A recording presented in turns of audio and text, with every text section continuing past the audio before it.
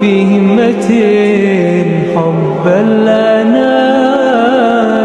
ব্যাধিটা এত ব্যাপক আকার ধারণ করেছে, আমাদের অনেক ভাই বোন আছেন যারা এই একই প্রশ্ন আমাদের কাছে করেন যে তাদের মনে আল্লাহকে নিয়ে বাজে চিন্তা আসে, আল্লাহ সম্পর্কে নোংরা চিন্তা ভাবনা আসে, নবী সাল্লাল্লাহু আলাইহি ওয়াসাল্লাম সম্পর্কে বাজে চিন্তা আসে।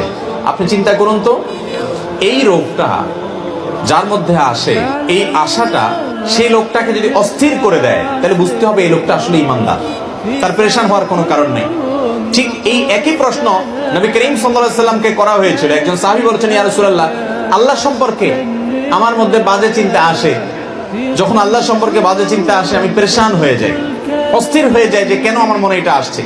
নবী করিম সাল্লাল্লাহু আলাইহি ওয়াসাল্লাম বলেছেন, যাকা নাফসুল ঈমান, তোমার মনে আল্লাহ সম্পর্কে বাজে চিন্তা আসছে, আসার পরে তোমার মনটা অস্থির হয়ে গেছে, এটাই তো তোমার ভিতরে ঈমান থাকার দলিল।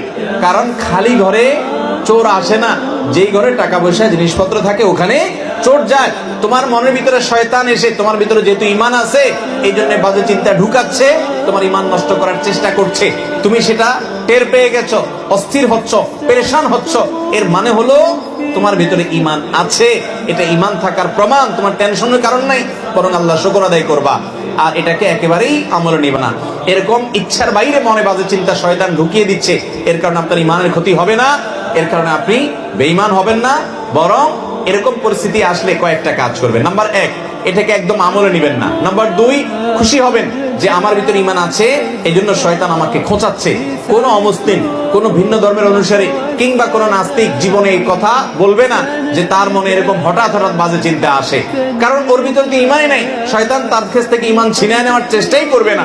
শয়তানকে আমরা দেখি না, গোটা কোরআন জুড়ে সবচেয়ে বেশি সাবধান করা হয়েছে আমাদেরকে শয়তানের ব্যাপারে। আদুউন মুবিন আল্লাহ তাআলা বলেছেন, সেই শয়তান সম্পর্কে আমাদের ধারণাই নেই, আমরা জানি না। আমাদের রগে রগে সে ঢুকতে পারে, ইন্নাশ শায়তানা ইয়াজরি আহাদাকুম মাজরাদ দাম, আমাদের রক্ত প্রবাহের সাথে মিশে যেতে পারে, আমাদের উপরে প্রভাব বিস্তার করে, বাজে কল্পনা তৈরি করে, খারাপ পথে নেওয়ার জন্য আমাদের মনের ভিতরে প্রভাব সৃষ্টি করে শয়তানে।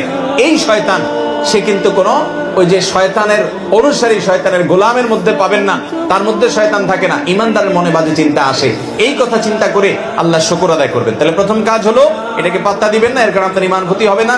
দ্বিতীয় কাজ হলো আল্লাহ শুকর আদায় করবেন, আমার মধ্যে ঈমান আছে দেখেই আমার মধ্যে এগুলো আসছে, নবীজি বলেছেন সেটা। নাম্বার 3, এরকম বাজে চিন্তা আসলে আমানতু বিল্লাহি ওয়া রাসূলিহি, এটা পড়বেন, আমানতু বিল্লাহি ওয়া রাসূলিহি, আমি আল্লাহ এবং তার রাসূলের প্রতি ঈমান আনলাম। এটা বললে দেখবেন যে মন থেকে এই শয়তান দূর হয়ে গেছে।